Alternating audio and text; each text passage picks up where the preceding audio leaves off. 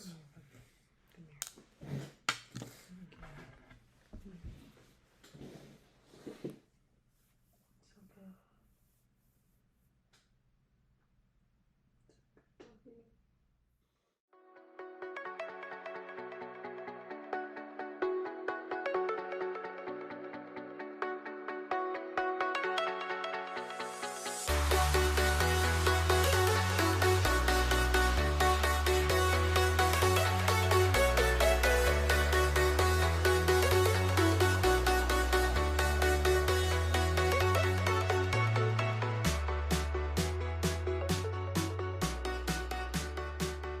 Hey guys, Hi everybody.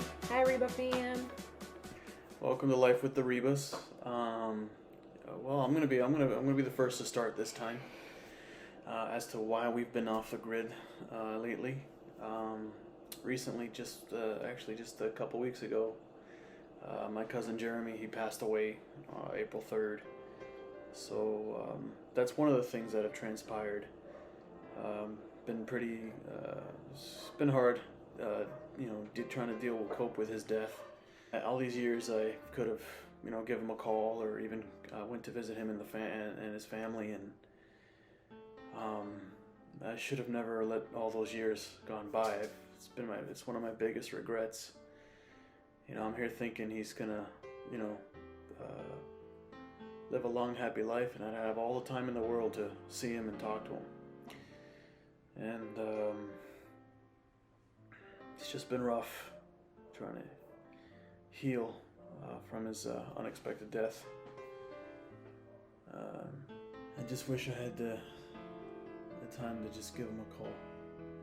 I've been checking in with all my other cousins, seeing how they're doing, and trying to see if I can, hang out with them more, get with them more, because we just don't know what life can throw at us. That's right.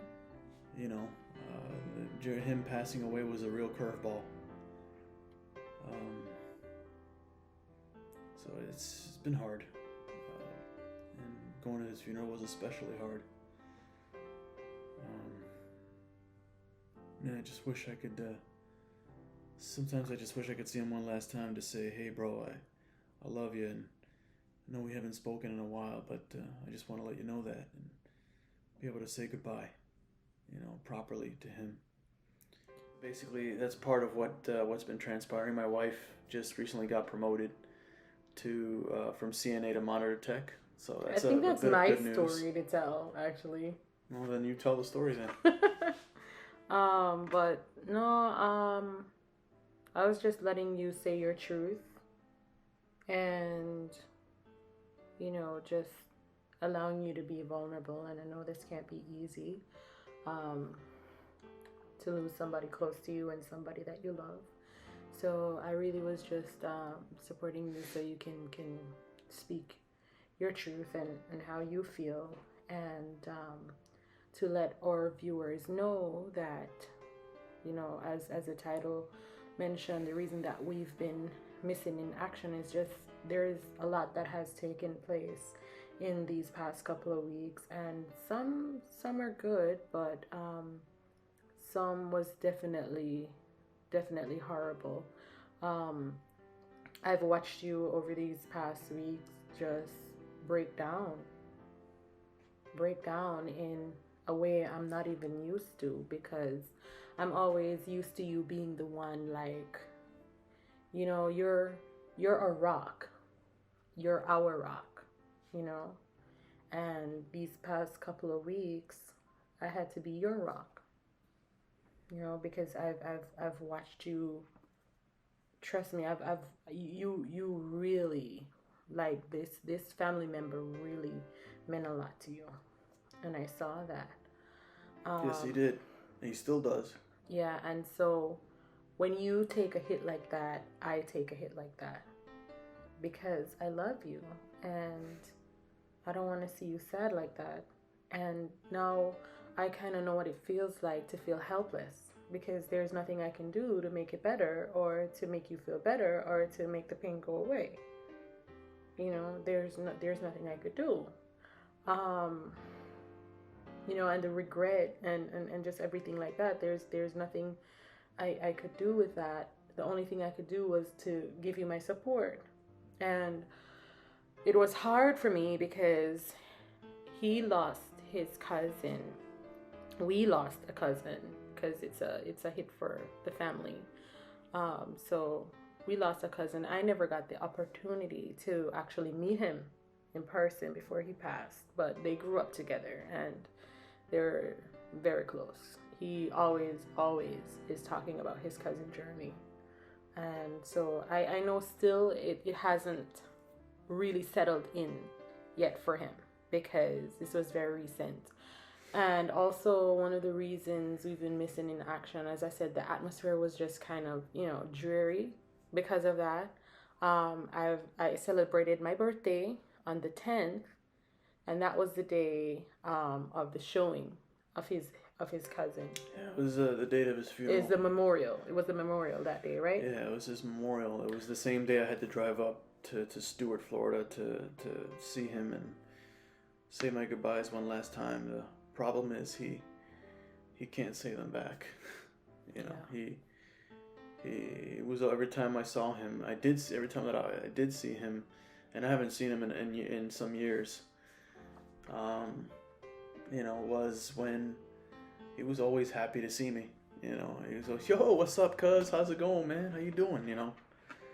That was his personality. That he was a live wire. He was the life of the party, huh? Always the life of the party. He was, and I'm just sorry that I never got to say goodbye to him, and that I never got to tell him how much I loved him and how I was looking forward to wanting to go up there to Stuart and see his family and meet his son for the first time. It just sucks that I had to link up with his brothers, my two other cousins, his two brothers. Under these circumstances when it could have been different. It could have been different. I think ever since the funeral, I've been thinking about him, and I just hope I can see him again when the time comes. Again.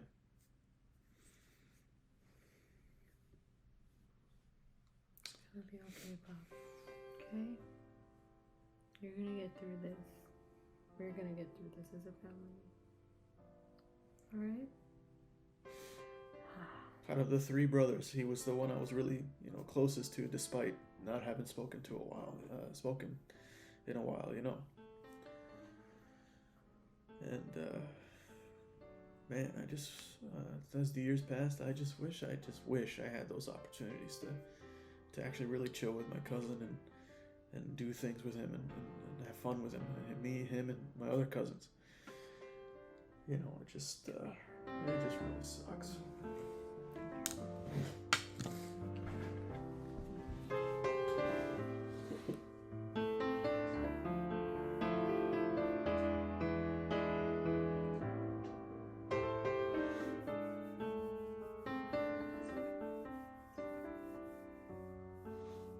The greatest thing that you loved it. So, anyway. You know what it's so hard too because he had his fiance and he was engaged to be married. And his son, And he had his son who is 4 now. He's going to grow up without a father. And, but at least he's got his uncles to tell him what a great person he was. How he beat the odds, of whatever funk he was in for a number of years, and that he beat the odds and he turned his life around. I don't want to get too much into detail of what he's been going through, but it's just crazy, that he would be, go through so much only to be done in by a freak accident. If you're wondering what happened to him, he fell. He hit his head really hard, caused some internal bleeding. He hemorrhaged before he passed, lost a lot of blood. Paramedic couldn't get to him in time. And he passed away in his fiance's arms, from what I understand. it just sucks, man. It just sucks that I had to link up with my other cousins under these circumstances. I hope Jeremy understands, wherever that he knows that he knows that I love him. He does. Okay. The way you talked about him, he does. He knew his premium of them. Okay. And he's watching over all you guys. Over his fiance, over his kid, over his brothers, his dad, his parents, his cousins. And you have to just trust God that he's in a better place. Okay? And that you will see him again. Alright? Because the truth is, we don't know where people are with God, really. We don't know their relationship with God. Oh, and I hope that he had one. Yeah.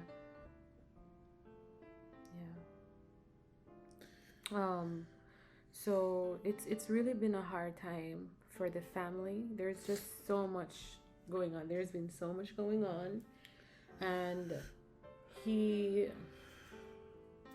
had the memorial for his cousin on the 10th of April, which was my birthday, and so it wasn't a day to celebrate, and it wasn't easy for me because that was taking place on my birthday, but this is where negotiation in a marriage comes in,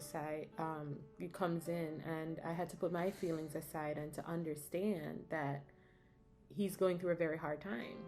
At least I'm here, and I give God thanks for that. And he just lost his cousin, so I told him, I said, let me show him a picture.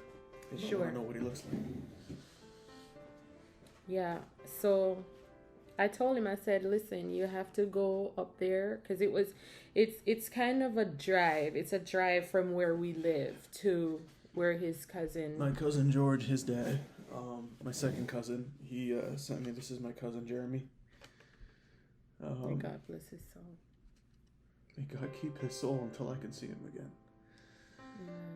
He passed away on the 3rd of this month, and his birthday was just a few months prior. He just turned 35.